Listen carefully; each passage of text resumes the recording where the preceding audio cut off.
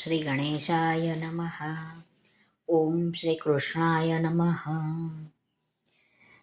આજના વિડીયોમાં આપણે સાંભળવાના છીએ શ્રીમદ ભગવદ્ ગીતા અધ્યાય 7મો જ્ઞાન વિજ્ઞાન યોગનો શ્લોક ક્રમાંક 20 જે છે એનો પરિશિષ્ટ ભાવ રામસુખદાસજી મહારાજ શું કહે છે તે આપણે જાણીએ.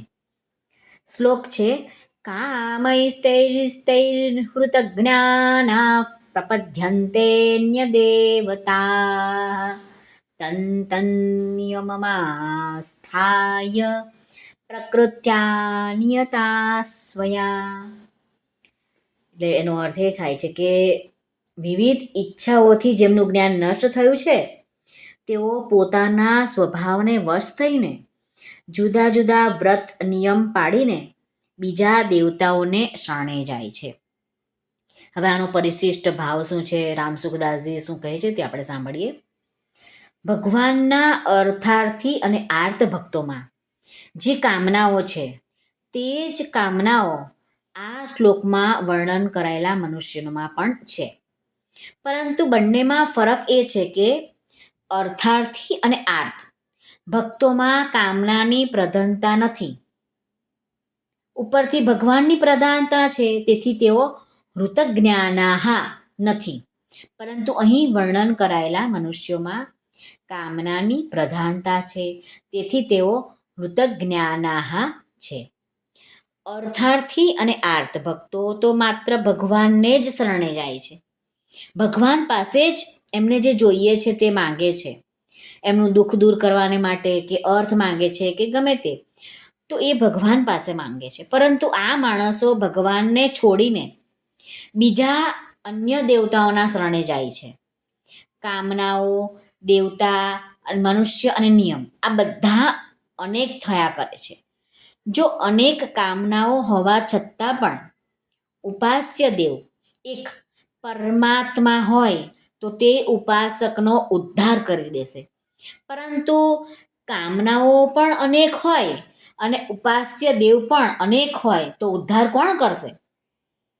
તેથી આપણે જે પણ ભગવાનમાં આપણને રુચિ છે, શ્રદ્ધા છે, બસ એનું તમે સ્મરણ કરી રાખો, એનો પગ પકડી રાખો, એના શરણે જાઓ.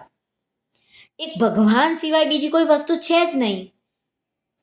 આ જ્ઞાન સુખની કામનાને કારણે ઢંકાઈ જાય છે.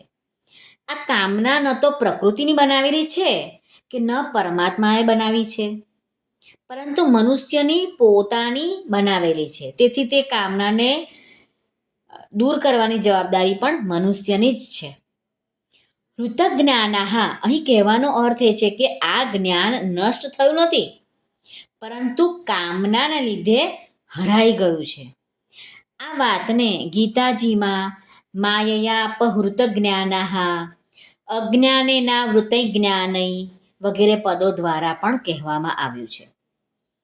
આ જ અધ્યાયના એટલે કે જ્ઞાન વિજ્ઞાન યોગના અધ્યાયમાં 15મા શ્લોકમાં આવેલા માયયાપહૃત જ્ઞાનાહા પદમાં તમોગુણ પ્રધાન છે અને રજોગુણ ગૌણ છે. પરંતુ અહીં આપેલા કામૈસ્તૈર હૃતજ્ઞાનાહા આ પદમાં રજોગુણ પ્રધાન છે અને તમોગુણ ગૌણ છે. મયયાપહૃત જ્ઞાનાહા પદમાં અર્થ એટલે કે ધન સંપત્તિની ઈચ્છા મુખ્ય છે અને કામૈસ્તૈર હૃતજ્ઞાનાહા પદમાં ભોગોની ઈચ્છા મુખ્ય છે. બંનેમાં ફરક એ છે કે માયાથી અપહૃત જ્ઞાનવાળા મનુષ્યો દેવતાઓનું પૂજન કરતા નથી, પરંતુ કામનાઓથી અપહૃત જ્ઞાનવાળા મનુષ્યો દેવતાઓનું પૂજન કરી શકે છે. કારણ કે અર્થ એટલે કે સંપત્તિથી અરુચિ થતી નથી. જીમી પ્રતિલાભ લોભ અધિકાઈ, પરંતુ ભોગોથી અરુચિ થાય છે. માયયાપહૃત જ્ઞાનાહા એમાં તો આસુર ભાવનો, જૂઠ, કપટ, બેઈમાની વગેરેના આશ્રય છે. પરંતુ કામૈસ્તૈર હૃતજ્ઞાનાહામાં દેવતાઓનો આશ્રય છે.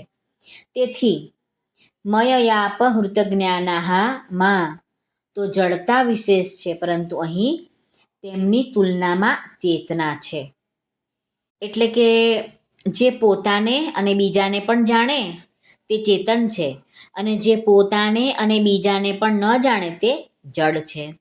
આમ આ શ્લોકનું પરિશિષ્ટ ભાવ શ્રી રામ સુખદાસજી મહારાજે વર્ણવ્યો છે તે આપ સમક્ષ રજૂ કર્યો છે. આશા છે કે આજનો વિડીયો આપને ગમ્યો હશે. જો પસંદ આવ્યો હોય, ગમ્યો હોય તો અમારી ચેનલ ધાર્મિકને લાઈક, શેર અને સબસ્ક્રાઈબ જરૂરથી કરશો.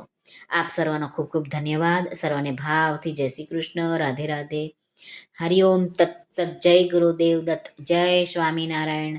જય માતાજી. નમઃ પાર્વતે પતે. હર હર મહાદેવ હર. સિદ્ધેશ્વર મહાદેવની જય. સર્વનું કલ્યાણ થાઓ, સર્વનું કલ્યાણ થાઓ, સર્વનું કલ્યાણ થાઓ.